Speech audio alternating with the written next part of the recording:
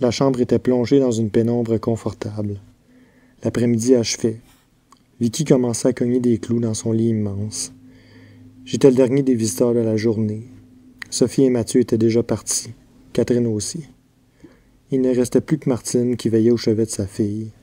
Fallait que j'aille travailler. Mon chiffre commençait à 16 heures. On était jeudi.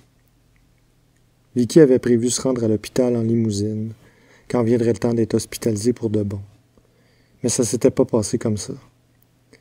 Ça s'était un peu précipité à cause de problèmes respiratoires qui semblaient vouloir se corser. Elle est rentrée à Notre-Dame en ambulance. C'est Catherine qui me l'avait appris. On s'est organisé pour rendre visite à Vicky le plus souvent possible. On se relayait pour lui tenir compagnie. Les premiers jours, on y allait en petit détachement pour pas encombrer sa chambre exiguë au département d'oncologie. On attendait notre tour d'y aller, assis dans l'herbe du parc La Fontaine. Le mois de mai s'ouvrait, plein de soleil, avec un vent chaud qui nous soufflait dessus. Une fois qu'elle a été transférée aux soins palliatifs, on a pu aller la voir en groupe plus nombreux. Vicky s'endormait.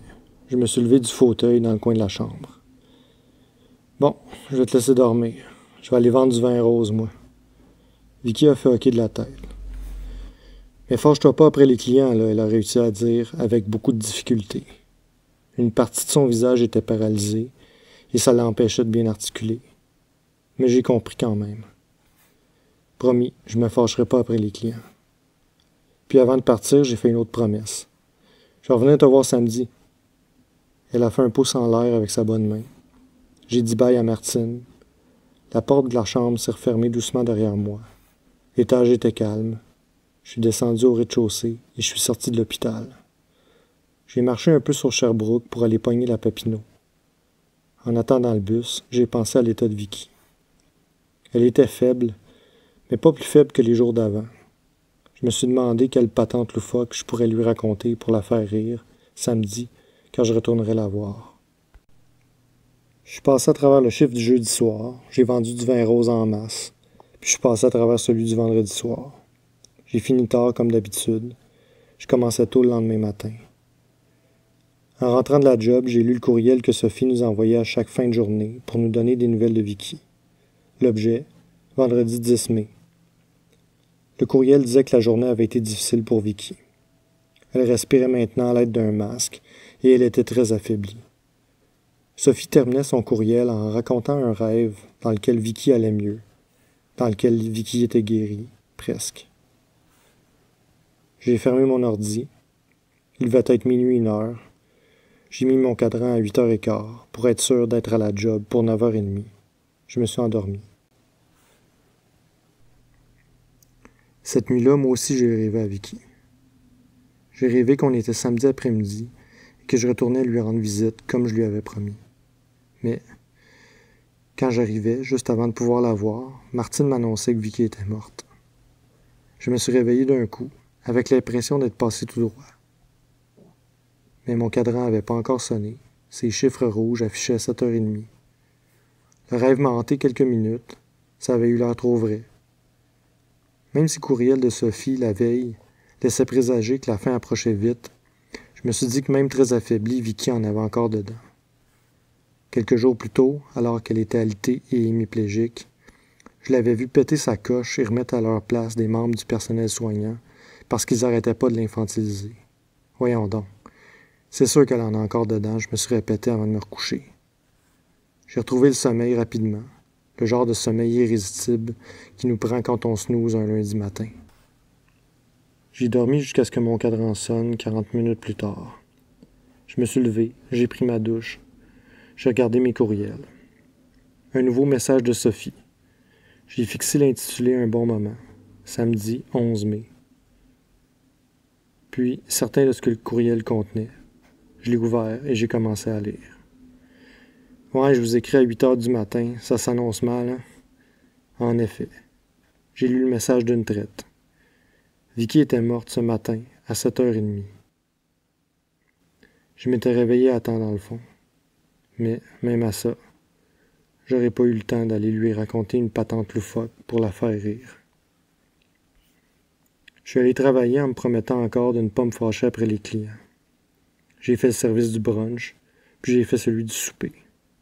Après la job, je suis allé au Cheval Blanc. C'était pas mon bar d'après-chiffre, mais je savais que je verrais les amis de Vicky. Mathieu était là. Quand je l'ai vu, je lui ai fait un hug. Je rêve encore à Vicky de temps en autre. C'est souvent le même rêve. Ça ressemble au rêve que Sophie nous avait raconté dans son courriel. Vicky est guérie, mais pas guérie de la maladie. Elle est guérie de la mort. Comme si la mort était un mal dont on pouvait revenir en pleine santé. Je rêve qu'on est au lancement d'un de ses nouveaux livres et que l'épisode de sa maladie est loin derrière nous.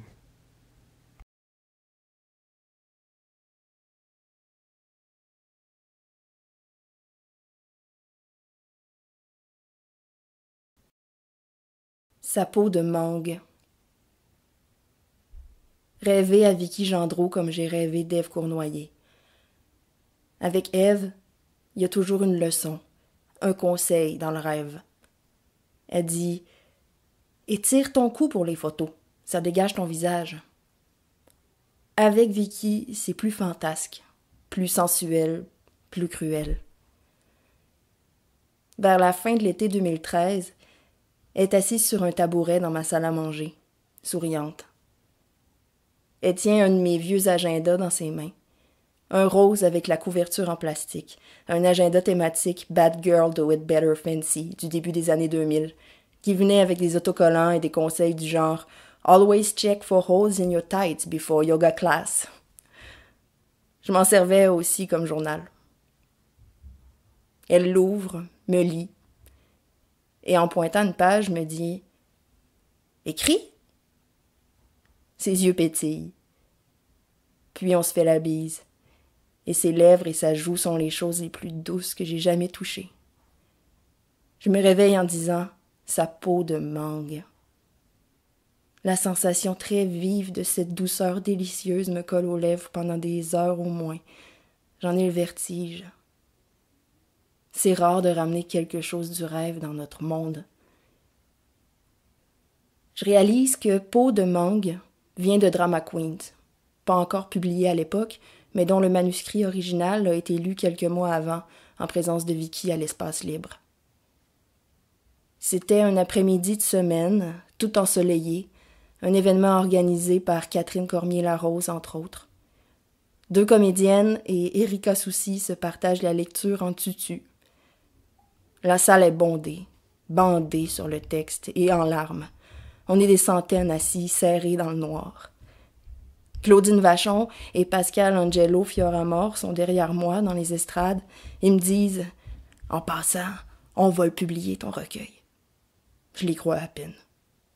Je lis Vicky avec mes oreilles, tout entières. La lecture est parfaite et demeure, à mon avis, un des événements littéraires les plus importants de notre époque. Dans son texte, Vicky immortalise Ève avec des mots très tendres, des mots de bad girl, des mots qui me consolent. Playa Ève Cournoyer. Plusieurs reçoivent des claques ou des cadeaux pendant la lecture. Vicky est en chaise roulante, méconnaissable dans son corps, immense et belle dans son écriture. Ce jour-là, on a compris un peu plus profondément ce que voulait dire écrire. Quand je me réveille du baiser, j'obéis. Je cherche l'agenda rose dans mes piles de journaux et de cahiers. Je l'ouvre et trouve une page libre. Je me mets à écrire, n'importe quoi. Je ne me sens pas à la hauteur. L'année suivante, dans la nuit du 16 au 17 juin 2014, en France, après la parution de Drama Queens et de mon recueil, dans la maison familiale, je fais un rêve intense. J'ouvre les yeux et je note sur un bout de papier « J'étais dans un rêve écrit par Victoria Love et j'ai revu Vicky aux cheveux noirs. J'ai entendu sa voix, c'était autour du scénario de sa mort. » Je garde une certaine pudeur, ou plutôt une impression de danger à l'idée de partager le reste du rêve. Mais il était question d'espionnage, d'emprunt littéraire, d'usurpation, de promesses non tenues, de Catherine en larmes, de colère, de secrets, du milieu littéraire. Du grand Vicky Gendreau.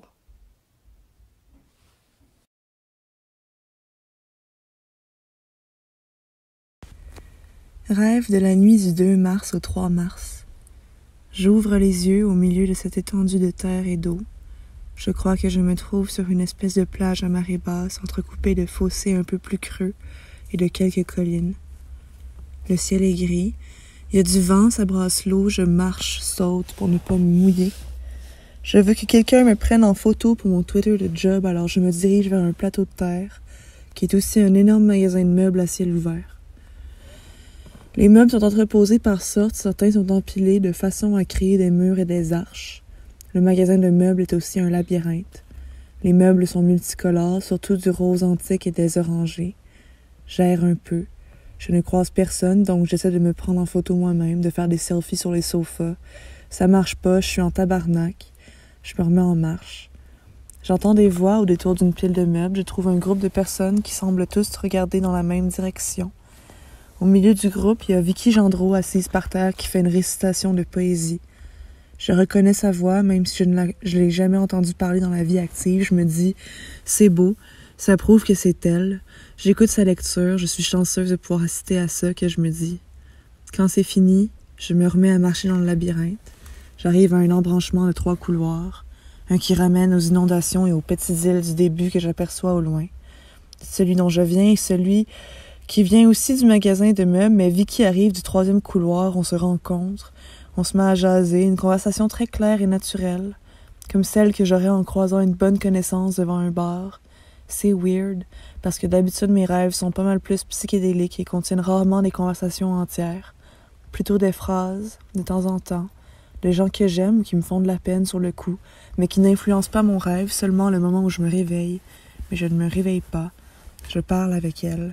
Je lui dis un peu en joke que je suis contente qu'elle soit pas fâchée contre moi, que même si je ne l'ai pas connue vivante, je pense beaucoup à elle en me demandant si elle aurait été mon amie dans la vie ou si elle m'aurait trouvé annoying. Je la fais rire, elle rit beaucoup, ça me rassure, je me dis c'est beau, ça prouve qu'elle m'haït pas.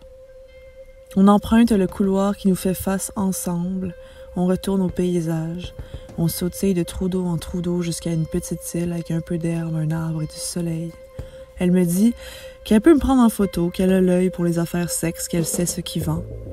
Ça me tente. Je me mets à poser, clic, clic, clac, clac, elle me prend en photo. J'enlève mon linge peu à peu, ça marche. Je suis contente. Elle enlève son chandail aussi. On se couche ensemble sur le gazon, on prend du soleil. On se sent vraiment bien. Et quand je ferme les yeux, je me réveille.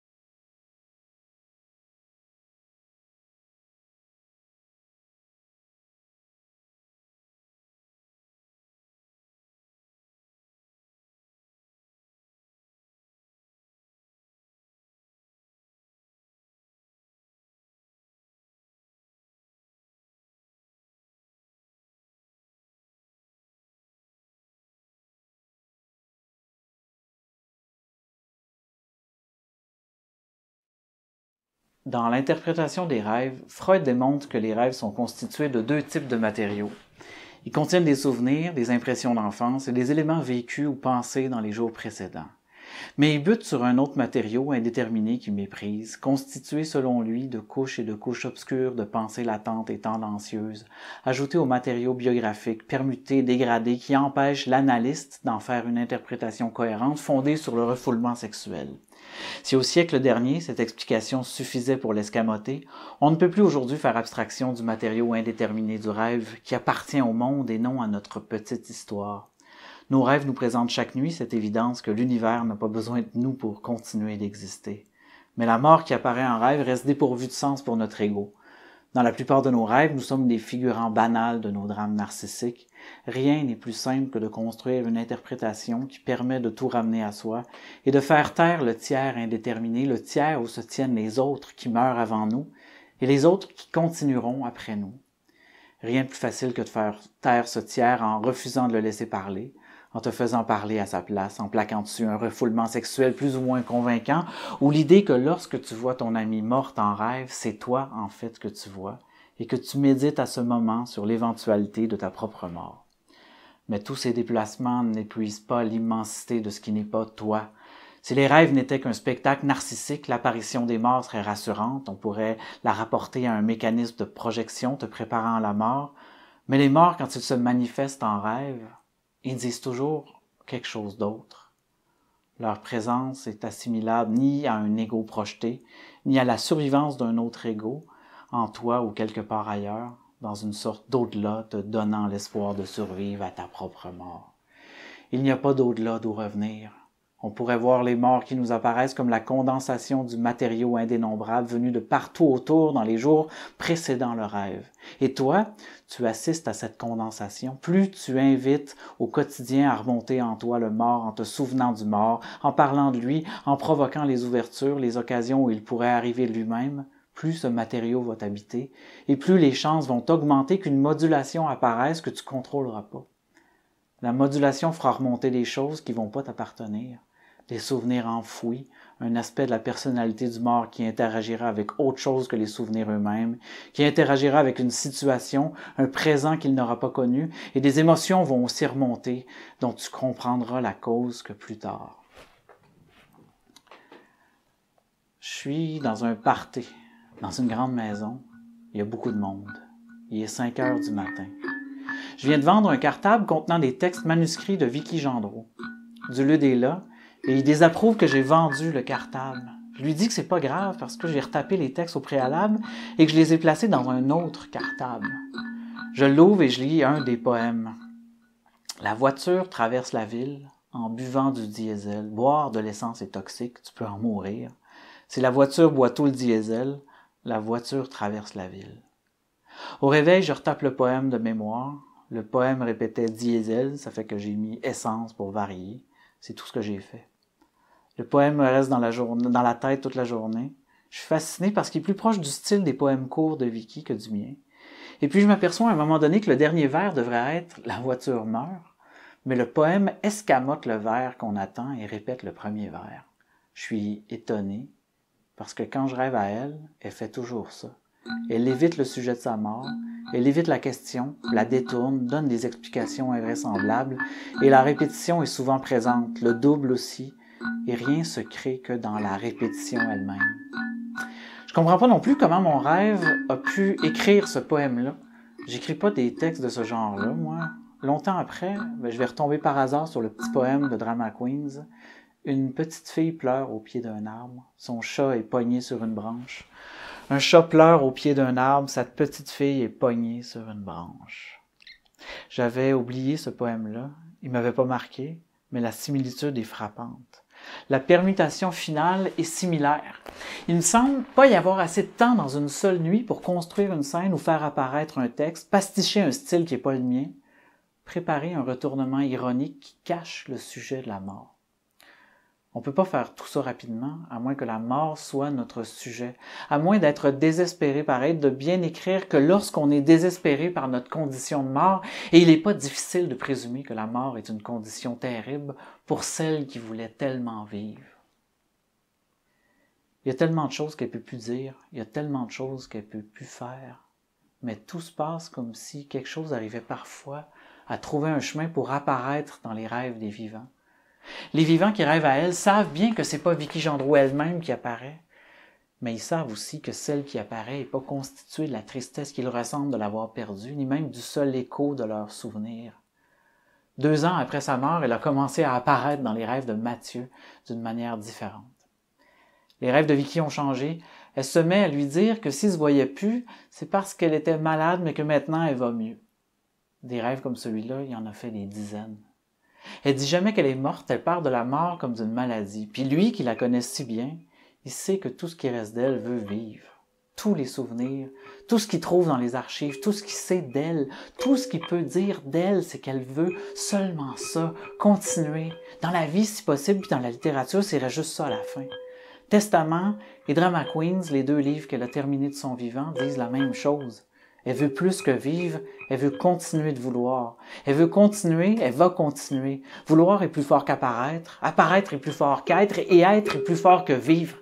Elle va continuer de vouloir, même si elle ne peut plus dire « je ». Elle va dire « elle » au lieu de dire « je », et il va dire « elle », et il va dire « je », va dire « elle », et « je », et elle va s'accrocher à lui. Elle va parler à travers lui, puis lui, il va la laisser faire. Il est d'accord, même s'il va trouver ça dur à supporter, parce qu'à la fin, il va devoir trouver le moyen de disparaître de son propre livre pour la laisser apparaître, elle. Elle va le laisser dire « je » à travers elle. Il est d'accord. Ils se sont arrangés, même s'il trouve ça dur. Quand elle remonte pas, il rêve à des choses banales. Il rêve qu'il est dans une voiture qui freine trop lentement quand elle descend une côte. Il rêve que ses dents s'effritent. Je me réveille puis je sais pas où je suis. C'est un été de canicule, les portes sont ouvertes, on entend les grillons dans la ruelle. Je me lève, je vais à la salle de bain. Je me regarde dans le miroir et mes dents s'effritent. Les morceaux tombent dans le lavabo, j'arrive pas à les attraper. Un geste maladroit les fait tomber dans le drain, j'en retiens un, mais c'est pas possible de le remonter. Dom Brial 2009, sangria de pauvre. Tu mets n'importe quel vin dans n'importe quel jus, dans n'importe quel verre à 3 heures du matin. Ton histoire d'amour avec Vicky s'effrite. Cette passion amoureuse t'écrase. Son regard est si intense qu'il t'annule. T'as laissé Rosemary pour elle, puis 2 mois après, Vicky t'appelle pour te dire que les rumeurs sont vraies. Elle est avec Daniel maintenant. Rien n'est allé comme il faut. T'essaies de retenir quelque chose de toi-même, mais tout ce qui arrive, c'est la rupture. L'intensité a dévoré la passion. La passion a dévoré le casseau de fraises. La bouche est vide, les dents s'effritent. On cale notre dernière sangria et il te faudra des années avant d'en refaire de l'aussi bonne, de l'aussi pas chère dans des verres aussi ordinaires avec Géraldine, une amie d'avant Vicky devenue ton amoureuse. C'est le matin, tu marches jusqu'à la salle de bain, tu prends ta douche, tu souris. Et le condom que tu avais oublié d'enlever se remplit comme un ballon de pisse qui condense et colore les reflets du soleil sur l'émail du bain qui s'effrite. On commence à faire des rêves narratifs vers l'âge de 5 ans. On en fait au moins 3 par nuit, puis on se souvient de presque rien. À 40 ans, on en aura fait au moins 30 000, 38 000. Puis même si le matériau du rêve est limité, les situations, les personnages, les éléments de décor, rêver n'épuise pas toutes les configurations possibles. Tous les éléments d'architecture de toutes les maisons de notre environnement se recombinent des milliers de fois, si bien qu'un jour, on peut tomber au détour d'une rue inconnue sur une maison qu'on a vue en rêve. Cette combinatoire abolit la succession passé, présent, futur. Le futur qu'on voit en rêve n'est pas annoncé, il est recombiné. La seule limite de la combinatoire, c'est notre mort. On meurt avant qu'elle soit épuisée. La mort n'est pas rien. Elle n'est pas négative, elle n'est pas l'absence. Elle est peut-être étrangement ce qui donne sa forme à ton corps en fixant sa limite dans le temps et l'espace. Et quand quelqu'un meurt, il sort de l'humanité pour rejoindre l'inhumanité du monde. Il entre dans la région non délimitée par la durée et le corps. Nous, on ne peut pas y accéder, mais notre vie intérieure n'est pas entièrement fermée à cette partie du monde qui n'est pas humaine. Tous les jours, nous percevons plus de choses que ce que nous en intellectualisons, des choses ordinaires que nous voyons sans les remarquer, des souvenirs et des idées qui nous passent par la tête sans que nous en fassions un objet de réflexion consciente. Ces éléments sont indénombrables. Cette immensité de l'expérience du monde est commune, mais pourtant inhumaine. Et le mort, si tu arrives à le retrouver, il va être ton seul ami dans cette région non délimitée. Si tu veux le retrouver pour qu'il t'aide, Tu dois te mettre en forme et te rendre jusqu'au bout de toi-même, à cette frontière bizarre du moi, où les rêves sont produits et d'où on discerne vaguement l'immensité non délimitée du monde. C'est avec ces éléments que le mort et toi rendrait possible son apparition. Mais pourtant, même si je remplissais mon quotidien de références à Vicky, en travaillant sur ses archives, en réactivant des souvenirs, j'aurais peu de chance de provoquer son apparition en rêve. Une série de circonstances rattachables à une source ne compte que pour une seule occurrence. Par exemple, si plusieurs personnes me parlent d'elle dans le cadre d'un événement portant sur elle, c'est l'événement qui va compter pour une occurrence et il ne se produira rien de spécial. Mais il suffit que plusieurs hasards invoquent son souvenir pour qu'elle remonte et alors elle est enthousiaste de revenir. Tu rêves à elle et elle semble avoir jamais été aussi de bonne humeur. C'est vraisemblablement dans ce genre de pluralité qu'un fantôme trouve la force d'apparaître. La série d'événements parallèles et indépendants qui se produisent dépend de la volonté d'aucun vivant. Une araignée a tissé sa toile dans les interstices de mon intériorité. Elle attend que s'y prennent les morceaux du réel de ma vie qui la concernent, et quand il y en a assez, elle sort de sa torpeur et vient chercher ce qui lui appartient. Il n'y a pas d'au-delà, il n'y a pas d'occulte, il n'y a pas de spiritualité ésotérique. Il n'y a que le matériau du monde à perte de vue. Tu rêves à des foules, tu vois des visages, tu n'arrives jamais à t'en souvenir, mais ils étaient pourtant là dans ton rêve, nombreux et indéterminés, comme est indéterminée cette partie de Vicky Gendreau qui apparaît en rêve et qui n'appartient pas au souvenir que tu as d'elle. Cette partie, tu vas l'appeler la morte. C'est dans son tiers indéterminé à elle que remonte un univers trop vaste pour l'ego narcissique. Tous ceux que tu vois en rêve se déplacent dans la nuit. Et Leibniz se trompe quand il dit que les monades sont sans porte ni fenêtre. La chaleur, les odeurs, la rumeur de la ville, la lumière finissent toujours par entrer. Les rideaux bloquent jamais complètement ce qu'on n'arrive pas à ramener à soi. Soleil et cendres de Vicky, 2013, lac Kenogami. Il n'est pas nécessaire que le discours sur la vie intérieure soit dominé par le DSM, le manuel diagnostique et statistique des troubles mentaux conçu selon une approche de normalisation des états d'âme par la médication, et que le reste de la description revienne aux neurosciences. Elles sont peut-être efficaces pour mesurer les tailles et les vitesses de disque dur organiques, mais quand elles considèrent que rêver, c'est sortir les vidanges, c'est l'expérience intime de tout le monde que les neurosciences humilient. Les chercheurs entrent dans les salons funéraires et obligent la famille et les proches à les écouter dire que la mort, c'est pas grave, parce qu'on est fait de molécules et de réactions chimiques et électriques. Dans ce monde de spécialistes, parler sert à raconter les films de science-fiction dans lesquels on réfléchit d'une manière divertissante aux dérives potentielles de la science et de l'ingénierie. Et les rêves dans les films sont toujours prémonitoires, alors qu'aucun rêve dans la vie n'annonce jamais rien. Ce rêve prophétique constitue, ma foi, une utilisation ingénieuse des vidanges. Mais Mathieu Arsenault, ce tas de vidanges, il fait aucune utilisation ingénieuse de ce tas de cendres qui s'appelait Vicky Gendreau. Le tas de vidanges monte sur scène pour parler de la cendre et les auditeurs sont mal à l'aise parce que les vidanges, ça prend pas de selfie. Les vidanges, ça fait pas de prophétie. Ça pleure pas la mort de son ami. Les vidanges, ça devrait faire son deuil, puis après ça, fermer sa gueule.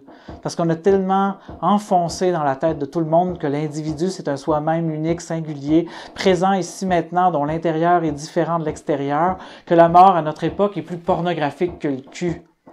Mais les cendres de la poussière, et de la poussière, il y en a partout, sur tous les déchets. C'est pourquoi les déchets commencent à se considérer comme autre chose que des tas de vidanges. La poussière, c'est ça qui les fait se tenir ensemble.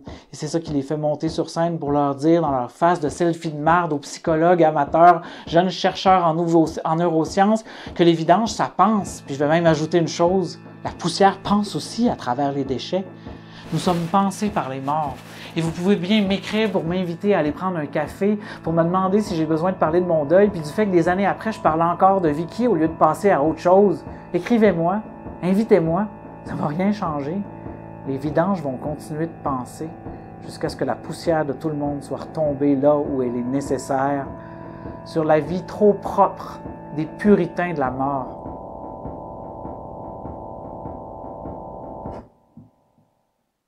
Et moi, j'ai pas besoin d'être réconforté parce que ma meilleure amie est morte trop jeune, puis que toute cette histoire est irrémédiablement tragique. Pas de réconfort, non. Ce dont j'ai besoin, moi, c'est de sentir combien le monde est hostile et beau, plein de piquants et de fleurs majestueuses et qui goûtent bon et mauvais en même temps, de plantes qui t'empoisonnent. Je peux tout me mettre dans la bouche et mâcher longtemps et avaler à m'en rendre malade pendant des jours. En octobre 2009, j'attrape la grippe H1N1. J'ai des poussées de fièvre alarmantes, je sue à en tremper les draps pendant que je dors. J'ai un verre de jus de raisin à côté de mon lit, mais je peux à peine boire quelques gorgées. Je surveille ma fièvre, puis me dit que si je me rends à 107 degrés Fahrenheit, j'appelle un taxi, puis je m'en vais à l'urgence. Je me réveille au milieu de la nuit, puis je vois des textes défiler à 1 centimètre de mon visage. Je peux ni les lire, ni arrêter de les voir. La mort des autres, elle provoque aussi des rêves, mais c'est pas une maladie dont il faut guérir. Les fantômes sont pas des choses qui arrivent par hasard.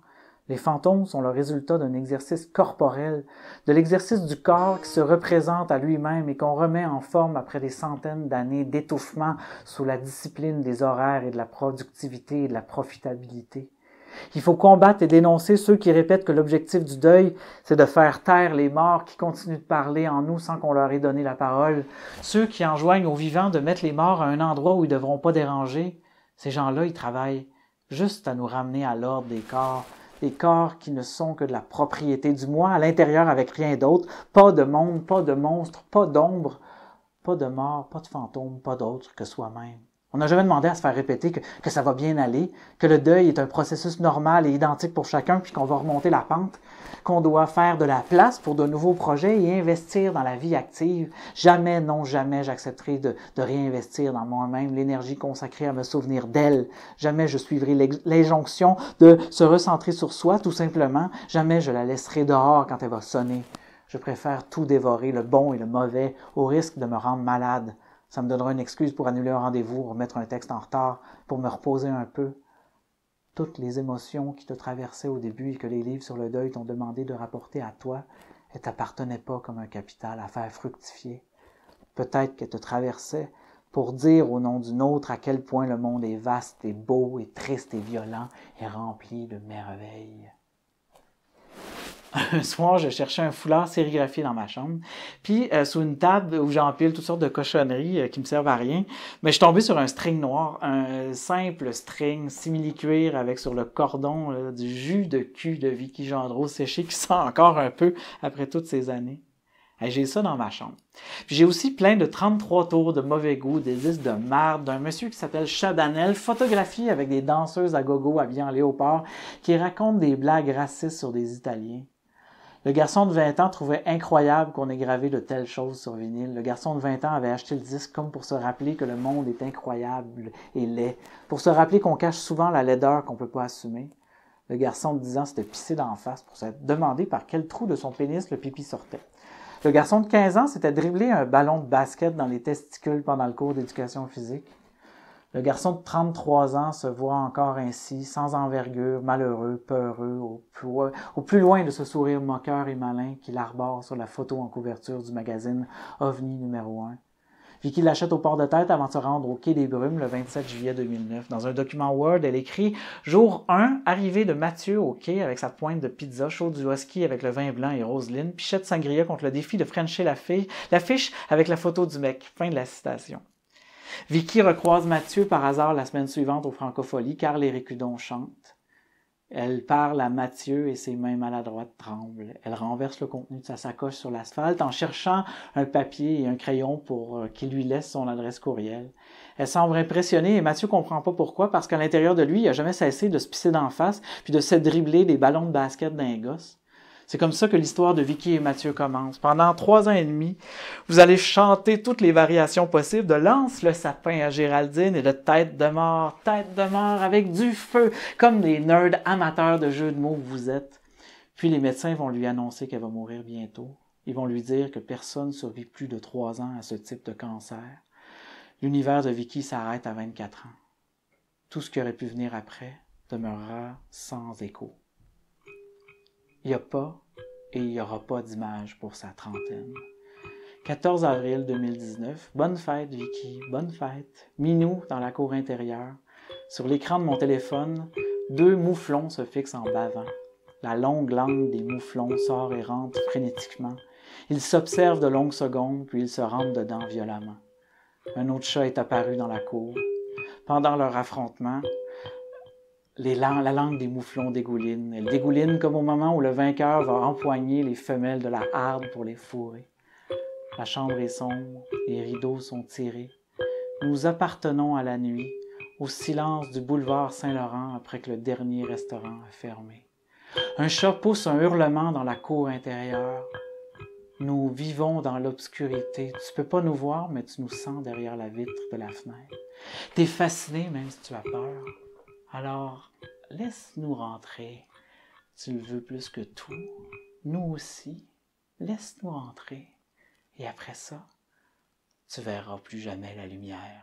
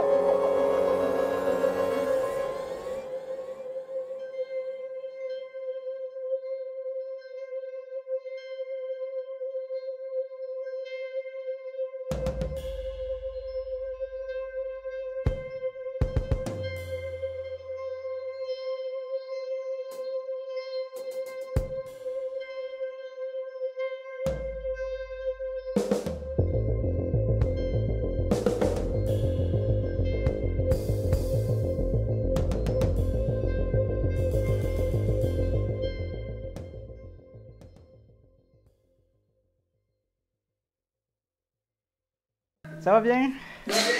Ça va, toi? T'as voulu qu'on parle de ton nouveau livre ensemble. Je suis bien contente de ça. C'était la meilleure personne avec qui je pouvais faire une entrevue comme ça. Je suis honorée que tu aies accepté, puis vraiment, merci beaucoup, merci infiniment. Dans le fond, tu sais, ça fait longtemps que qu'on se parle de ça, de ton rapport à l'écriture, de ton rapport à Vicky dans l'écriture. Puis, bon, avec tout ce que ça a amené de conversations, de désaccords et d'accords, et comment moi j'en suis venue à comprendre ta démarche, tu sais, qu'au début, comme tout le monde, je trouvais entêtante, disons-le comme ça. Mais je trouve que dans ce livre-là, il y a quelque chose d'une grande clarté qui se dégage, qui est plus... c'est-à-dire qu'il fallait que tu fasses tout ce chemin-là, j'ai l'impression, pour arriver à être capable de te dépatouiller de ton toi. Oui. Mais que ça atteint à une portée éthique, globale, politique, en fait, toute cette réflexion-là. Et que le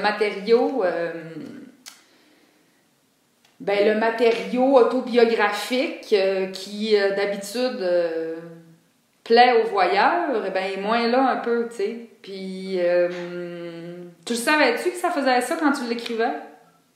Je savais... Comme moi, quand je fais un livre, je sais pas grand-chose de ce que je suis en train de faire. Je fais un livre pour savoir, pour apprendre comment... qu'est-ce que je suis en train de faire. Je savais à un moment donné que le matériau autobiographique, c'était...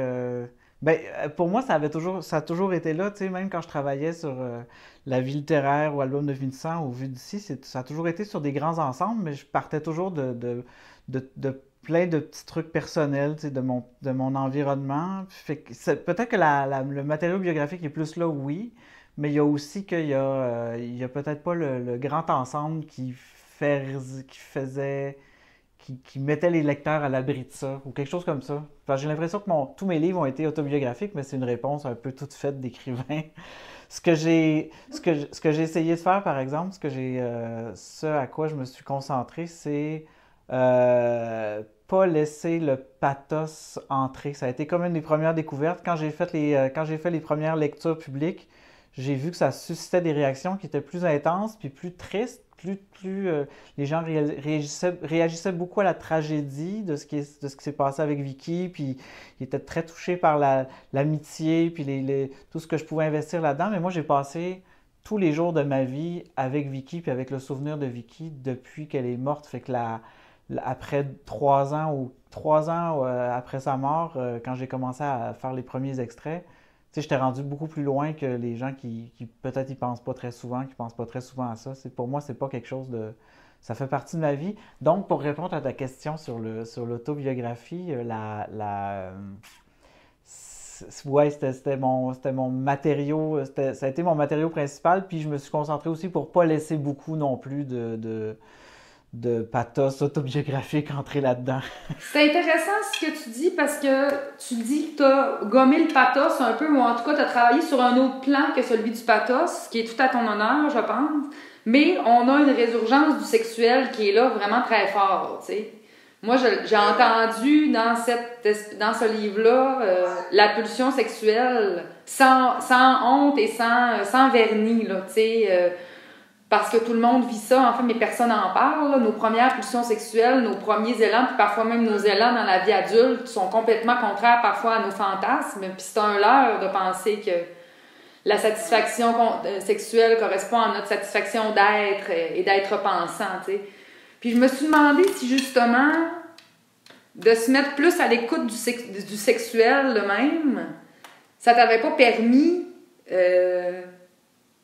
Parce que tu parles beaucoup de dépossession de soi, tu sais. Quitter soi pour aller rencontrer le fantôme, finalement. Au fond de soi, il n'y a pas que de la subjectivité, tu sais. La réflexité, c'est-à-dire que toute la réflexion philosophique des derniers siècles, on s'est beaucoup concentré sur l'ego, là, tu sais, sur ce qu'on est, l'être pensant. Bon, mais il y a tellement autre chose également que cet ego-là. Puis je me demande si c'était pas ça la porte d'entrée, le sexuel, en fait. Il y a une porte d'entrée qui est plus éloignée, plus fondamentale que ça, c'est le rapport aux images, le rapport corporel aux images. Puis en réfléchissant, tu sais, en commençant par juste noter mes rêves, j'ai réalisé petit à petit que j'étais en relation avec des images, puis que la relation avec les images, elle pouvait être très, très corporelle, puis très intense. Puis c'est comme ça que à un moment donné, j'ai réalisé que je pouvais parfois avoir une espèce de rapport à la pornographie qui pouvait être mystique, presque mystique, c'est-à-dire que tu sors de toi-même puis t'arrêtes de te représenter toi-même en faisant un acte sexuel, tu te mets à percevoir des morceaux de l'existence qui viennent de l'image, qui viennent pas de la personne vivante qui est en train de performer, la vidéo ou l'image que tu es en train de regarder, mais cette image-là fait se focaliser des morceaux de vie qui appartiennent à plein de gens que tu as connus, mais qui appartiennent pas à une personne en particulier. Puis c'est à ce moment-là que je me suis mis à tout remonter sur qu'est-ce que ça a été mon rapport aux images, mon rapport sexuel aux images depuis le début. Puis à un moment donné, tu sais, un des textes, c'est pas un des derniers textes, mais un texte tardif que j'ai fait, c'était sur genre la première fois que je me suis masturbé, tu sais, comment les images sont arrivées, tu sais pas, je savais pas assez de choses sur la sexe. Un instant.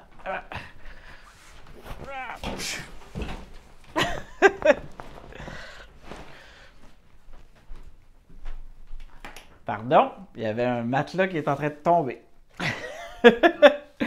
Mais oui, comme je disais, il y avait un des textes tardifs que j'ai écrit, c'était sur la première fois que je me suis masturbé, puis tu sais, je savais pas grand-chose du sexuel la première fois que c'est arrivé, tu sais. Puis les images sont presque arrivées d'elles-mêmes, plus que moi je les ai suscitées. Puis c'était à peu près à même, tu sais, c'était quelques mois ou un an ou quelques mois après que j'ai traversé une espèce de passe mystique qu'à 11 ans ou 12 ans, beaucoup de gens traversent, où on se met à faire des prières, puis si on fait pas les prières, on a l'impression que le poids du monde se repose sur nous. Puis ce rapport, au même moment où, tu sais, quelques mois avant de me masturber pour la première fois, les images, les prières s'invitaient dans mon lit sans que je les contrôle, exactement comme les images sexuelles de Dominique Michel déguisée en Diane Dufresne se sont invitées dans mon lit de la même manière. Fait que la traversée du sexuel, c'est aussi une forme, je parle de comment une espèce de fantasme étrange que j'avais quand j'étais petit où Pinocchio se faisait transformer en âme, ça m'excitait terriblement, puis je savais pas quoi faire avec ça du tout, puis même encore aujourd'hui, je sais pas quoi faire avec. Ben ça, tu me l'avais raconté à un moment donné. Non, mais ça, je me rappelle, autour d'une bière, tu m'en avais parlé du fait que tu avais bandé sur Pinocchio en âme, tu sais, puis ça m'avait vraiment marqué beaucoup. On était déjà dans des grandes confidences, tu sais, puis je me disais, ben, ça m'avait déjà fait réfléchir sur le sexuel, comme quoi c'est le vrai sexuel, c'est-à-dire la vérité de notre rapport au sexuel, qui est pas le rapport avec l'autre, hein, vraiment pas. C'est pas dans l'imaginaire, puis c'est surtout pas dans ces récits qu'on fait pour masquer cette force vive et brute, puis finalement, qui est là, puis qu'on sait pas trop comment apprivoiser, tu sais, puis que la société nous permet pas de laisser puis je trouvais, c'est parce que je parle du sexuel parce que je trouve qu'il y a vraiment une boucle en fait en pulsion de vie, tu sais, Eros et Thanatos se confrontent de manière, puis c'est sans concession en fait. C'est pas un mythe de la confrontation d'Eros et Thanatos, tu sais. Je sais pas si t'es d'accord avec moi, mais c'est ça, j'ai l'impression que t'as comme atteint quelque chose où, tu sais, tu nous montres regarde, c'est ça qui se passe, c'est phénoménologique en fait, mais ça se veut pas, tu veux pas tirer de grandes lois universelles, les lois universelles, ils se dégagent par elles-mêmes, tu sais, puis je pense qu'il y a comme je sais pas, une ampleur que j'avais pas vue encore dans ton écriture qui est là. Ah ben là, merci. Je sais pas si t'es d'accord avec moi. Puis sur la question d'Eros puis Thanatos, tu sais, j'ai lu beaucoup, je me suis beaucoup intéressé à la psychanalyse, tu sais, il y a 15 ans peut-être, j'ai beaucoup assimilé, j'ai beaucoup lu, mais ma question, ça a beaucoup été comment est-ce que je fais pour sortir de ça, pas m'en sortir, mais sortir de la psychanalyse, tu sais, pas trop prendre les traits. Hey, j'ai tellement pris, par exemple, les traits de Deleuze puis les traits de Blanchot quand j'en ai lu beaucoup, puis en psychanalyse, c'est la même chose. J'étais comme, il y a plein de trucs chez Freud, chez Lacan qui me parlent pas du tout, mais tu sais, fait que pendant tout le temps que j'écrivais La Morte, je savais que la psychanalyse était proche, mais je voulais pas y retourner. J'avais pas une, mais c'est ça, je te le dis. J'avais peu d'intérêt pour y retourner, mais ce qui est ça peut être une preuve, je sais pas si c'est une démonstration que la psychanalyse est quelque chose de fondamental, si on peut ramener mon livre à des thèmes de psychanalyse qui ont été trouvés en marge. Ou c'est ton livre qui a quelque chose de fondamental puis qui est très intéressant à interpréter avec la lorgnette psychanalytique. Tu sais, je prétends jamais que la psychanalyse c'est une vérité, mais c'est une esti de bonne paire de lunettes, je trouve. En tout cas, puis en tout cas, pour moi, tu sais, ce livre-là, c'était un texte, un matériau textuel qui résonnait vraiment très très bien avec ce discours-là que j'étudie, tu sais. Mais pour en continuer donc un peu là-dessus, je voudrais qu'on parle du rêve un peu, parce que, en tout cas, il y a quelque chose de super lié dans la déconstruction des discours de la doxa, en fait, là, que ce soit sur les rituels funéraires ou sur le rêve. Je trouve que tu nous livres tes rêves sans les expliquer, et c'est parfait comme ça, parce que le récit en est l'interprétation même, tu sais. Ouais. Puis, je sais pas si t'es d'accord avec moi, mais moi, je pense que c'est quand on essaie, tu sais, les hosties dictionnaires de symboles de marde, vous avez rêvé un bison, vous voulez faire un feu de forêt, là, tu sais, je veux dire, en tout cas, ces choses-là improbables, qui tuent, comme tu dis, les neurosciences également, c'est super intéressant. C'était quoi, quand tu notes ton rêve de même, là, après ça devient-tu du matériau textuel bien pur? J'ai essayé de rester le plus fidèle au récit brut. J'ai essayé d'intégrer le plus souvent possible le récit brut que j'avais noté en me réveillant, en rajoutant du contexte, en l'intégrant, en travaillant aussi les transitions. Ça, c'est indéniablement du travail littéraire de mettre le rêve au présent, puis de pas mettre de pas mettre cette nuit-là, je m'endors, tu sais, genre, il n'y a pas de transition entre je suis réveillé, puis là, je suis là, Puis après ça, je me réveille. Puis le moment du réveil, puis la surprise de réaliser, ça, c'est le travail littéraire. Mais le texte brut que j'ai noté en me réveillant, parce que justement, tu as tout à fait raison, dans l'interprétation des rêves de Freud, ce qui m'avait marqué, puis qui m'a toujours, que j'ai toujours trouvé la chose la plus juste du monde, c'est que ce livre-là donne tous les moyens pour retrouver l'origine du matériau du rêve. Puis après ça, les premiers textes de Freud sont merveilleux sur comment il interprète, comment avec sa patiente, avec ses patients, il interprète chacun des rêves en fonction de leur lieu. Ben oui. Mais après, quand il se met à faire plus de symboles, puis il dit à chaque fois qu'on rêve à ça, blablabla, j'ai jamais accroché là-dessus. Ce qui fait que, puis en réfléchissant à comment est-ce que c'est possible de ne pas ramener à soi le matériau du rêve, ben, il y avait cette matière-là cette question-là de OK, il faut que je laisse les moments flous, il faut que je laisse les trucs bizarres du rêve parce que c'est peut-être là que le monde entre à l'intérieur de nous puis s'exprime à travers nous. Tandis qu'il y a plein de choses qui appartiennent au rêveur, qui appartiennent à l'ego fragile du rêveur, mais à mon avis, il y a souvent une partie du rêve qui appartient ni au rêveur ni à son vécu, qui appartient au chaos du monde qui t'est entré dedans dans les jours précédents. Puis tu sais, c'est vraiment ça, puis je suis tout à fait d'accord avec toi, puis je pense qu'il faut se mettre à l'écoute de ça aussi, même si c'est très difficile, mais parce que c'est très drôle. Puis je trouve que ça coïncide. La manière dont tu les écris, surtout les derniers fragments là où les rêves sont vraiment, comme tu parles souvent d'entrelacement, tu sais, être entrelacé avec le monde, tu sais. Puis c'est ça, évidemment, ce qui nous empêche d'être entrelacé avec le monde, c'est parce qu'on parle, tu sais, d'une certaine manière. Mais c'est vrai, tu sais. C'est terrible vivre là-dedans, en tout cas. C'est juste violent. Et c'est exactement ça. Mais tu réussis à travers l'écriture à nous faire éprouver ça, tu sais. Puis c'est ça qui est intéressant dans cette affaire-là, c'est que la limite entre l'éveil et le rêve est brouillée dans le fragment. Parce qu'on n'est jamais capable de vivre dans le vécu. On se réveille, on a rêvé, tu sais. Mais là, dans tes fragments, le rêve, il côtoie l'éveil dans la littérature, tu sais.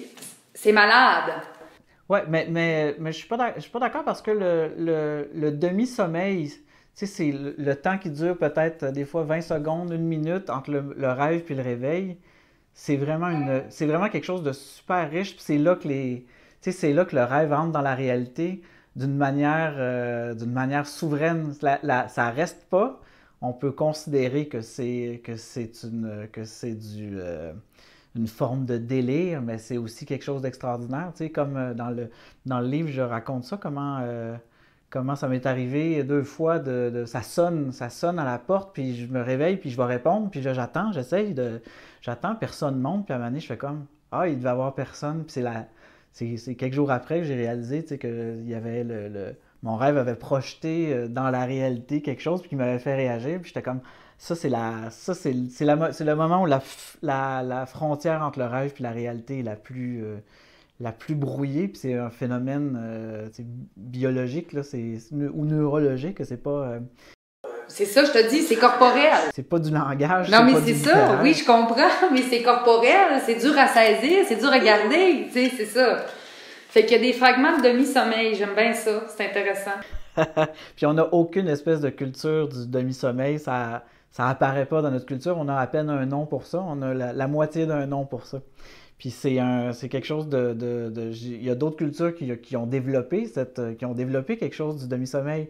Alors, je te l'ai déjà raconté, mais je pense que j'en ai déjà vraiment parlé souvent. Il y a un livre de Vinciane Després qui s'appelle Au bonheur des morts, où elle raconte à un moment donné que elle parle des fantômes, puis elle raconte cette histoire là d'anthropologues au début du 20e siècle qui sont allés en Roumanie faire terrain dans des villages, puis les vieux disaient les fantômes viennent plus. Avant, il y avait des fantômes, puis maintenant, il n'y en a plus. Puis ça a pris plusieurs années d'interprétation puis d'analyse avant que un anthropologue, je me souviens plus de l'histoire, mais qu'il y a des gens qui réalisent que ça coïncidait avec l'apparition de l'électrification des villages. Puis le fait que la différence entre la lumière allumée et la lumière éteinte, peut-être que c'est là que les fantômes ont perdu leur espace parce que peut-être que le demi-sommeil était plus présent puis plus riche quand il fallait se lever pour allumer une chandelle ou allumer le fanal plutôt que d'allumer la lumière. Tu sais. Ou de s'endormir avec un... Là, je fais un gros cliché, mais de s'endormir avec un écran d'en face, là, tu sais. Je veux dire, mais quand même, c'est un peu trash, notre affaire. Puis une chose qui est fascinante, tu sais, c'est que je voulais préparer cet événement-là de la morte autour de la question des rêves parce que j'ai vu passer des commentaires sur Twitter, puis j'ai vu passer aussi des articles sur des gens ordinaires qui sont comme c'est-tu normal que je fasse des rêves bizarres? Comme je fais des rêves, puis ça me fait un peu peur, je suis correct. C'est vraiment une question qui est fascinante, qu'il y a des gens dans la vie active ont toujours rêvé, mais n'ont jamais accordé d'attention à leurs rêves, ou peut-être qu'ils n'ont pas assez de sommeil ou qu'ils n'ont pas assez de temps dans leur journée pour assimiler que quand tu rêves, c'est une expérience symbolique, c'est une expérience des sens, une expérience de l'imagination. Puis, oui, comme on disait tantôt, les neurosciences ont tellement tout fait pour mettre ça du côté des vidanges, puis de classer. Puis quand on rêve,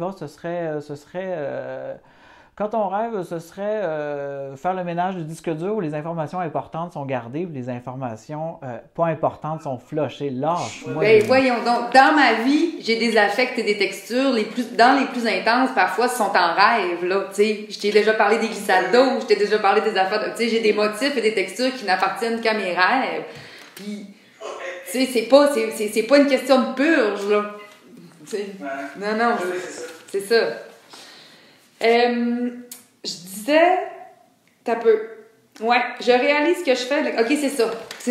Ça m'intéresse, ça. Je réalise que je fais l'expérience d'un phénomène auquel ma culture ne m'a pas préparé, celui des fantômes comme manifestation éthique. Très belle phrase. Bon, puis là, tout ton livre, tu t'attaches à montrer c'est quoi la manifestation éthique du fantôme, ce que tu fais, je pense, avec vraiment une grande masteria. Dans le fond, là, le problème, c'est que tu l'empruntes civilisationnelle. C'est-à-dire que l'expérience de la mort que t'as fait vivre cet ami-là, qui t'a complètement chamboulé, qu'est-ce que ça t'a... Mettons, je te dirais, après toute cette quête-là, qui n'est pas finie, mais quand même, il y a quand même un point tournant, là, qu'est-ce que ça t'a remis en question de manière la plus essentielle? L'empreinte civilisationnelle... La surprésence de l'ego, c'est quoi? Je dirais, comme Jeannette Bertrand, comment en sors-tu changé? Non, mais j'exagère. Je pense que il y a une forme... du point de vue de l'écriture, il y a comme une espèce de sérieux, de fondement que j'ai trouvé en écrivant ça qui m'a fait dire oh, c'est quand même sérieux ce que j'écris. Ça l'a toujours été, mais je ne l'ai jamais assumé. Du point de vue de l'écriture, je pense qu'il y a ça. Puis du point de vue personnel, pour vrai, ça rend la mort moins difficile à supporter, la mort des autres. Ça la rend pas plus légère, ça la rend pas moins tragique.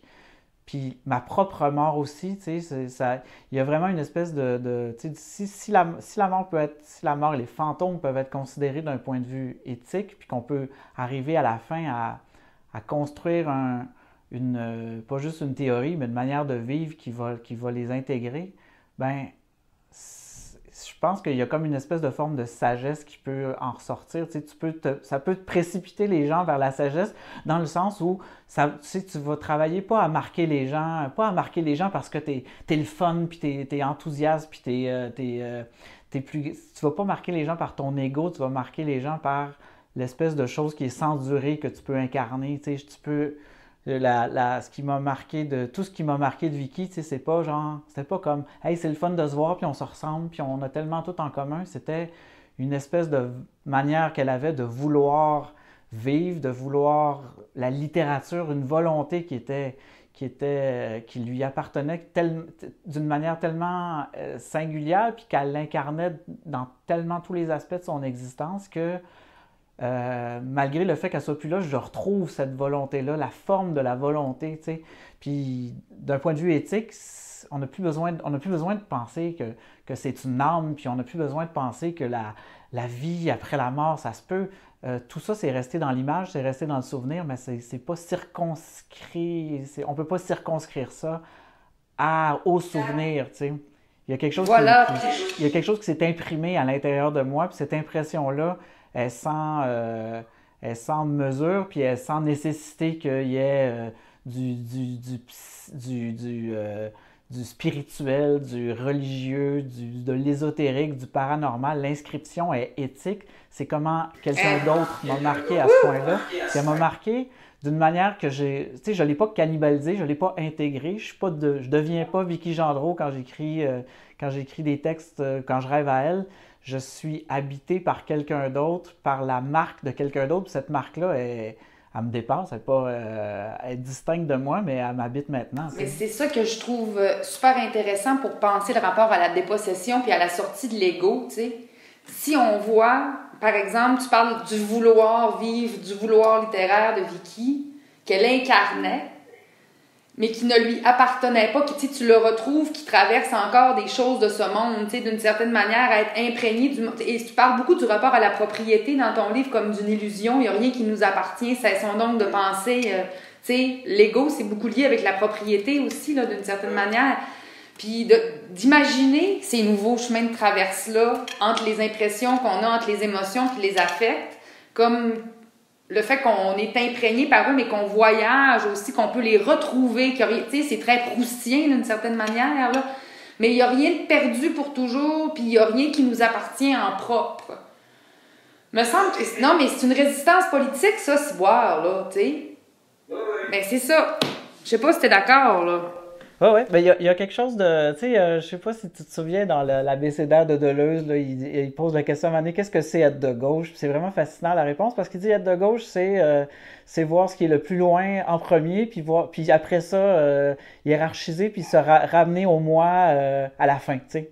Fait que être de gauche, c'est penser aux Africains quand t'es dans un pays colonial avant de penser aux Français, tu sais, ou aux Belges. Voilà. Mais il y a peut-être possibilité de repenser au-delà de la subjectivité, au-delà de l'individu, au-delà de l'humanité, tu sais, qu'est-ce que ce serait pas être plus que de gauche, mais qu'est-ce que ce serait voir plus loin avant de voir soi-même, tu sais, puis dans cette perspective-là, le moi serait fait par ce qui est le plus extérieur au monde, qui a été traversé par que mon corps qui a été traversé que mon corps a traversé depuis que je suis né, tu sais.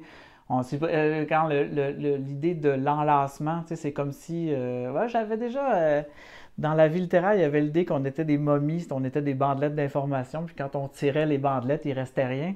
Mais je pense que mon image d'un point de vue plus positif, c'est pas des bandelettes d'information, c'est des bandelettes du monde entier. Tu sais, on est enlacés comme une espèce de plotte de laine. Une belle plotte de laine. Que tu peux pas te désenlacer, tu peux pas la défaire. Ça servirait à rien pour essayer de trouver qu'est-ce qu'il y a au milieu, parce que c'est nous, c'est tout, c'est le fil de notre existence qui nous appartient pas, qui est toutes les choses que j'ai vues, toutes les choses que j'ai pensées, toutes les choses qui m'ont marqué le plus souvent malgré moi, tu sais. Puis c'est à ce moment-là, tu sais, qu'on arrête de penser que le centre, c'est moi, puis après ça, ma famille, après ça, mes proches, après ça, mon peuple, après ça, je sais pas, mon espèce, après ça, le vivant, après ça, la terre, après ça, le non-vivant, tu sais. Oui. Oui. T'es-tu content de ton livre? Oui, c'est je pense que j'ai... t'as bugué. C'est mon premier livre ou c'est mon dernier livre. Parce que c'est mon premier livre de maturité. C'est-à-dire que il y a des choses qui se sont placées dans ce livre-là qui sont ce sur quoi je veux travailler à partir de maintenant. Il y a des choses que j'ai dû laisser aller pour toujours, définitivement. J'ai trouvé ça difficile. Tu sais, quand je faisais la vie littéraire, il y avait comme plein de références à la culture populaire, mais ces références-là sont arrivées à leur limite dans la vie littéraire. Tu sais, quand on parle des lolcats, puis on sait que dans 5 ans, il va y avoir des gens qui vont lire le livre et vont se dire « What the fuck, c'est quoi ça? » Il n'y a plus rien après que je pouvais utiliser. J'avais fait le tour. J'étais arrivé au bout de ça. Ça a été remplacé par une culture populaire plus large, un peu folklorique, les mythes grecs, puis les contes, l'idée des fantômes. Puis ça, à partir de là, je sais pas encore comment je vais travailler. J'ai commencé à travailler des petites choses, mais je sais que c'est ces choses-là qui sont apparues qui valent la peine d'être travaillées. Puis plus je vais me prendre au sérieux, plus je vais essayer de travailler, plus je vais essayer de me prendre au niaiseux. Fait que là, c'est juste parfait parce que c'est une intensification de tout. Je vais essayer d'être le plus théorique, puis le plus sérieux, puis le plus minutieux possible dans ma pensée. Puis en contrepartie, il n'y a pas de limite à la niaiserie puis aux conneries que je vais pouvoir écrire. jusqu'à ce que j'arrive au bout de cette logique-là, puis j'arrive à quelque chose hier, je me suis retrouvé à écouter des films récents de Jean-Luc Godard, tu sais, puis comme il y a quelque chose chez Godard qui me parle encore, tu sais, comme très vieux, il fait encore des conneries de mettre des inserts qui sont niaiseux, puis là, genre, il fait une entrevue, puis là, rap, il met la musique, puis on n'entend plus rien. Puis en même temps, sa critique du cinéma, sa critique du social est super et sans compromis. Tu sais, il y a quelque chose de sérieux, puis il y a quelque chose de niaiseux chez Godard. Puis il y a quelque chose aussi ces films de maturité tout est un peu placé. Il n'y a pas beaucoup de nouvelles choses, mais tu sais, un film de Godard, c'est peut-être la manière de continuer sans disparaître. Tu sais. Puis il y a, je sais pas, les films de David Lynch sont comme ça, la musique de Frank Zappa ou la musique de Plume Latraverse. Il me semble qu'il y a une espèce de maturité qui s'installe à un moment donné, mais qui permet de pas dire « Ah, j'ai plus rien à dire, je vais faire des choses comme tout le monde le fait. » Oui, oui, bien sûr. Oui, je comprends très bien. Bon, puis c'est quoi la suite alors? C'est-à-dire, est-ce que tu penses que tu parlais de te libérer de ta promesse à la fin?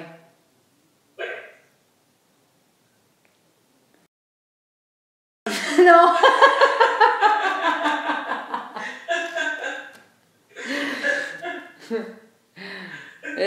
Non. OK, je vais formuler mon commentaire. Non, oui. Ça me fait beaucoup réfléchir à la performativité du langage, en fait. Parce que la promesse, c'est souvent utilisé comme exemple, comme preuve que le langage peut être performatif, ce que moi, je pense qu'il est complètement faux, parce que qui juge une promesse tenue? En tout cas, bref. Je trouve que tu nous confrontes à la limite éthique de la promesse, en fait, à l'assumation totale de ses gestes, puis de ce que l'on dit. Je trouve ça rochant. C'est ça, c'est-à-dire... je trouve que tu prends les choses très littéralement. Tu prends cette promesse-là très littéralement, puis je comprends, là, je te juge pas, je te pose une question. Je te pose pas une question, je me demande comment tu vis ça. Tu as raison, le problème qui pourrait se poser, c'est dans la mesure où j'ai promis à une personne de faire tout ça, qu'est-ce qui se passe quand quelqu'un d'autre me demande de faire la même chose? Ou comme plus que quelqu'un d'autre, quand des dizaines ou des milliers de personnes peuvent me demander de remplir une promesse comme ça. Puisque j'ai un petit fond dialectique hegelienne, c'est sûrement le prochain, c'est sûrement des questions qui vont, tu sais, qu'est-ce que c'est l'antithèse puis la synthèse possible quand je me suis engagé aussi fort auprès d'une personne, comment est-ce que je peux continuer de vivre après? En fait, qu'est-ce que c'est la synthèse? Qu'est-ce que c'est le plus grand? Quelle promesse me permettrait de pas trahir celle que j'ai faite puis d'accepter toutes les autres? Ben, c'est ça! J'ai commencé à réfléchir à le rapport à la nature, le rapport aux animaux, il y a quelque chose, le rapport à l'espèce humaine. Peut-être que si je faisais un autre livre, si je commençais un livre maintenant, ça pourrait s'appeler l'espèce humaine. Tu sais. Ça serait pas le discours aux animaux de Valère Novarina, mais il y aurait peut-être que je pourrais lire le discours aux animaux de Novarina dans la perspective de qu'est-ce que c'est parler depuis l'espèce humaine plutôt que parler depuis Mathieu Arsenault, tu sais. Il y a, puis la question de l'espèce humaine dans un contexte de pandémie est super intéressante parce que l'espèce humaine ne sera peut-être pas affectée comme on le pense par cette pandémie-là, même si l'économie, le social, tout est bouleversé, il y a des effondrements personnels comme sociétal, mais l'espèce humaine n'est pas affectée, puis il y a quelque chose de... Comment est-ce que, si on considère l'espèce humaine plutôt que la subjectivité, l'individualité, qu'est-ce que c'est le rapport à la non-espèce humaine? Qu'est-ce que c'est le non délimité quand l'espèce humaine, c'est le limité? C'est des... quand on s'est parlé hier, je te disais que la découverte extraordinaire que j'ai faite la semaine dernière, la réalisation extraordinaire, c'était que les anticorps qu'on produit, qu'un corps humain produisent 10 exposant 13 variations de code génétique qui font en sorte que quand tu as un virus, il y a en 2 semaines 10 exposant 13 types d'anticorps différents qui sont produits, ce qui fait qu'en 2 semaines, un anticorps va trouver la solution au problème viral qui s'est posé dans le corps. Puis là, il y a une bibliothèque qui est constituée, mais le fait que 10 exposant 13, là, on n'a pas assez de doigts dans une existence, il n'y a pas assez de doigts dans l'humanité pour compter jusque-là. Puis c'est un indénombrable qui est à l'intérieur de l'espèce humaine, qui n'est pas à l'intérieur de l'individu, qui n'est pas à l'intérieur de ma petite intimité, de ma vie intérieure. C'est des quantités qui appartiennent à la nature, qui parlent à d'autres quantités qui appartiennent à la nature. Puis on n'est pas équipé en littérature pour parler de cette chose-là. Oui. C'est ça qui me fascine, c'est ça ma question. Comment je pourrais... Quand j'ai fini la vie littéraire, je vais te laisser parler. Quand j'ai fini la vie littéraire, ma question de base, qui n'était pas une vraie question, mais qui était mon orientation, c'était comment je pourrais faire un livre qui parle aux bactéries? Parce que je me disais, dans des milliards d'années, il va rester des bactéries, mais il n'y aura plus d'humains. Mais là, cette question-là était intenable, mais j'ai trouvé... je cherche encore mon chemin pour essayer de trouver cette question-là. Mais elle est pas... Dans le fond, c'est intéressant, parce que je trouve que le littéraire... C'est vraiment intéressant, parce que tu parles d'indénombrable. Tu dis, on n'est pas outillé pour parler de ça, mais ce dont il faut parler, la ruse, donc il faut utiliser d'une certaine manière, c'est d'aller chercher le site. Parce que dans le fond, dans ce que tu racontes dans ton histoire d'anticorps, c'est pas nécessairement la quantité de toute façon indénombrable, c'est qu'il y a 2 endroits où ça fonctionne, tu sais. Puis c'est vraiment, je trouve que c'est ça que tu as fait aussi dans ton livre pour aborder cette indélimité, ce non délimité du monde. Tu es vraiment parti du site très précis de cette rencontre-là. Fait que dans cette... Tu sais, c'est là que la phénoménologie revient utile. Ben pas, elle n'a jamais perdu son utilité, là, mais tu comprends? C'est comme, oui, bien sûr, il y a des choses qui nous dépassent complètement, mais c'est les points de contact avec ces zones de friction-là qu'il faut observer. C'est ça qui nous donne une idée, tu sais. Les questions que je me pose, c'est à partir la frontière entre le limité et le non délimité, on peut la trouver... je ne sais pas jusqu'où on peut la trouver, mais on peut la trouver dans les rêves, on peut la trouver dans la naissance, on peut la trouver dans le viral, les anticorps, on peut la trouver partout. Puis dans la folie. C'est le moment, ce que tu disais sur la subjectivité, peut-être que la subjectivité, c'est le seul point où on peut, à partir duquel on peut partir. T'sais. On peut juste partir du limité, puis la subjectivité. C'est ça. Puis, genre, chez les épicuriens, le limité, c'est pas une... C'est la chose la plus positive du monde, parce qu'ils disent, les épicuriens disent, le plaisir est limité, on s'effondre dedans, on s'effondre dans le plaisir illimité, on s'effondre dans l'ivresse, on s'effondre dans la débauche sexuelle, on s'effondre dans toutes les formes d'excès, mais le plaisir, le seul plaisir extraordinaire, c'est le plaisir qui, quand il arrive à son sommet, il entre dans une modulation, et puis on découvre une forme, c'est pas chez les épicuriens, mais on découvre une forme d'intensité, puis l'intensité, c'est faire contenir le non délimité dans le limité. Puis à partir de là, il y a une conception subjective qui peut se développer. À partir mais peut-être seulement à partir du moment où la subjectivité accepte de se confronter à ce qui n'est pas subjectif, à ce qui est indénombrable, à ce qui n'est pas marqué par une frontière. Puis cette relation-là, ben, c'est toujours depuis le limité. Tu sais, comment tu peux faire pour réaffirmer le limité sans te trouver diminué ou dire c'est une expérience qui m'apporte une humilité terrible. Moi, je suis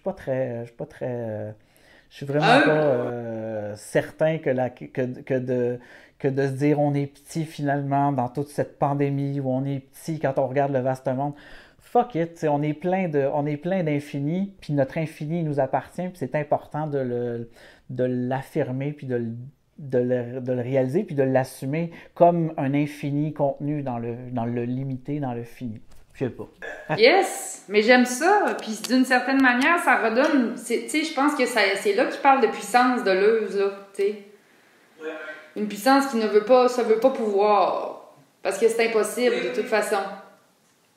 Ah, ben oui, une puissance qui se déverse sur d'autres puissances, ça fait juste les annuler, mais une puissance qui se déverse dans l'infini, elle finit jamais, tu sais, elle finit jamais de se déverser. On peut pas faire déborder l'océan avec une rivière, tu sais.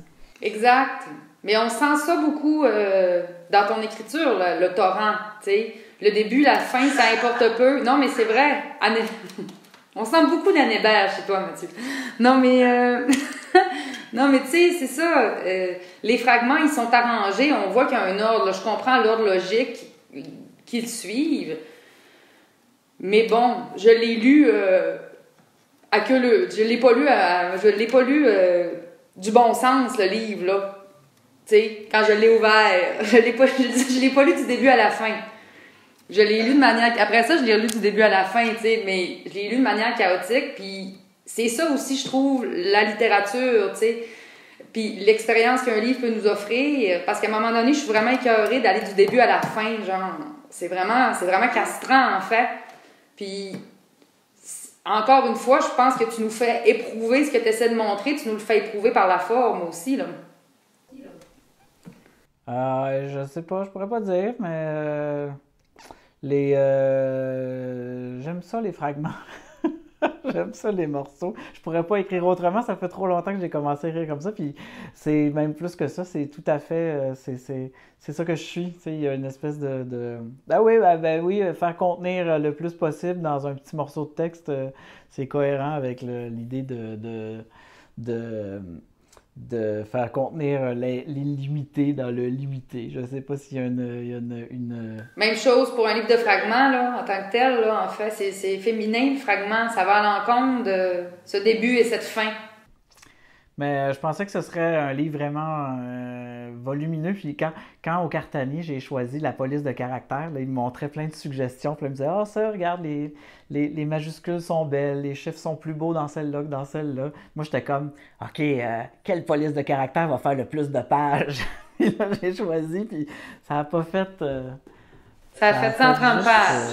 Ça a fait juste 130 pages. Moi, j'étais sûr, je tapais 200, 230. J'étais tout content. Mais j'ai fait encore un livre court, puis j'ai pas l'impression qu'il manque quelque chose. Il y a... quand on préparait le livre, je continuais de raconter mes rêves. J'ai beaucoup rêvé à Vicky quand on préparait le livre, mais il y avait peut-être une finale qui va être dans une réédition de poche, s'il y en a une, avec des inédits post-rédaction, parce que je continue de rêver à Vicky. Là, ça fait, avec la pandémie, elle trouve c'est plus difficile de faire de la place pour qu'elle apparaisse. Mais, c'est sûr.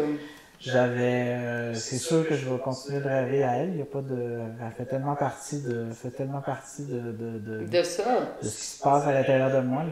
Ben, je trouve ça plate que la pandémie soit plus forte que le fantôme de Vicky dans mon quotidien.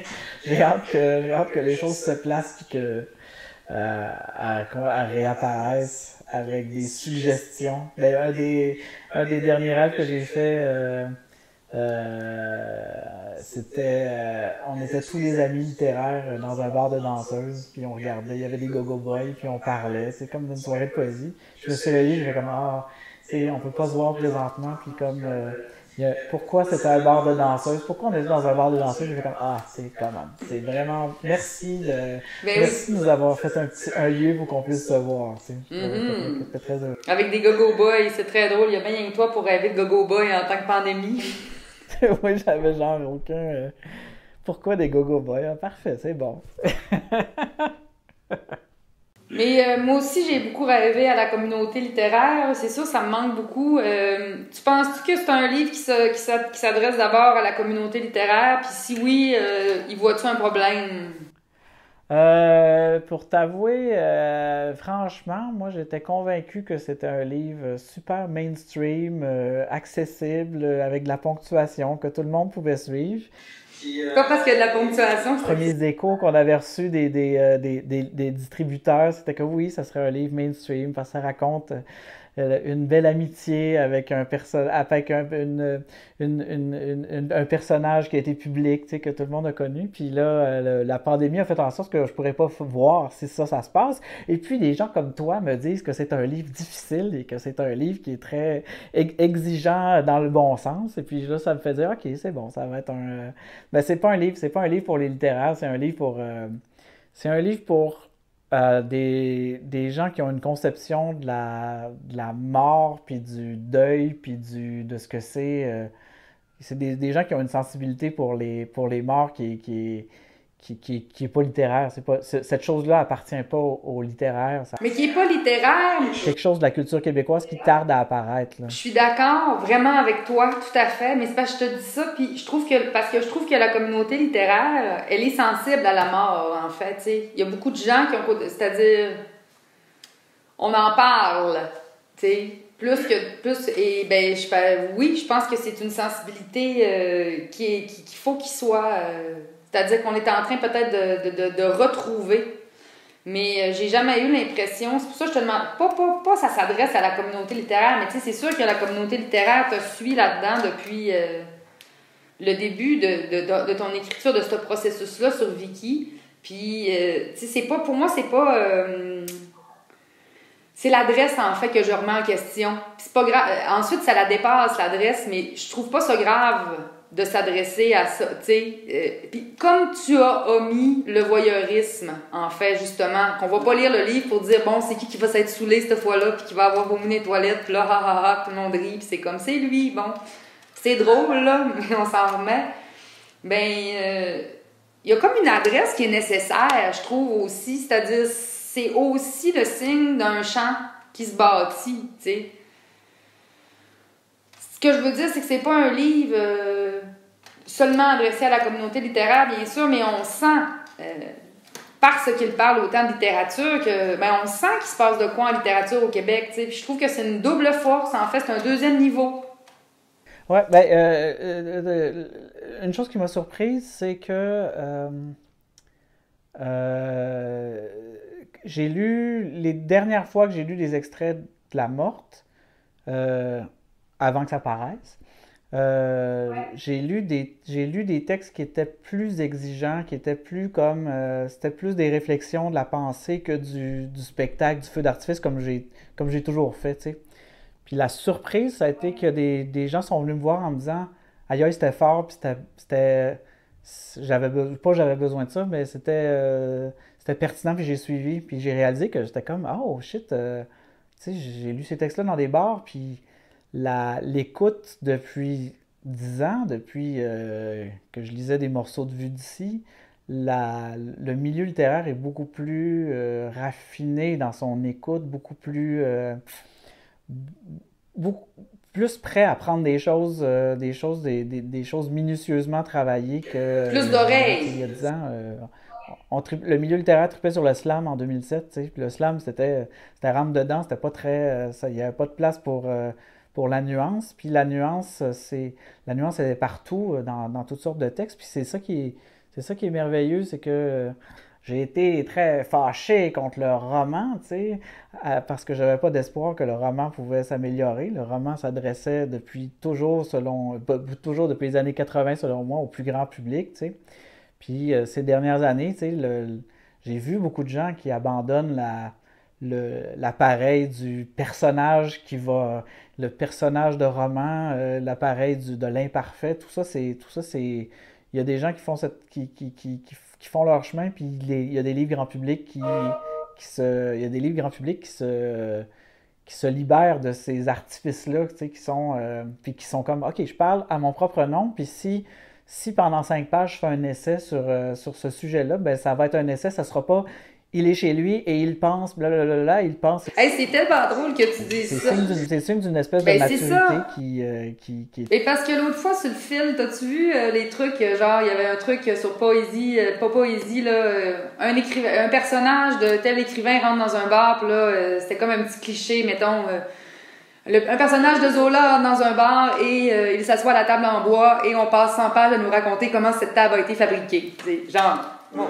Mais après ça a comme viré sur les écrivains québécois, sur le feed d'une amie Facebook, en tout cas. Puis là, c'était un personnage... Et là, jusqu'à temps que ça vire, genre, Hubert Aquin entre dans un bar. Puis on voulait les faire jouer, nos écrivains. Mais pour nous, c'est des personnages, tu sais. J'ai trouvé ça vraiment beau. Je trouvais que le lien était vraiment fort. Tu sais, ah oui, Duchamp entre dans un bar. Personne ne le reconnaît. C'était très drôle. C'est hâte. Ah, tu m'enverras ça, je vais lire ça. Mais oui, bien sûr. Mais c'est ça, le chant littéraire comme un théâtre aussi, c'est quand même le fun de pouvoir... c'est tes personnages conceptuels.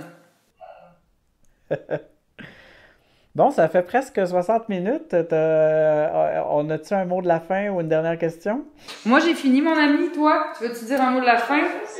Tout est bien parfait. Je voulais te remercier, puis j'espère que l'image va être belle, parce que j'ai fait ça par moi-même cet après-midi. Peut-être que je vais être tout flou, puis peut-être que tout va être croche, mais je pense que l'audio va être bon, puis je voulais te remercier infiniment. Ça me fait plaisir, mon beau.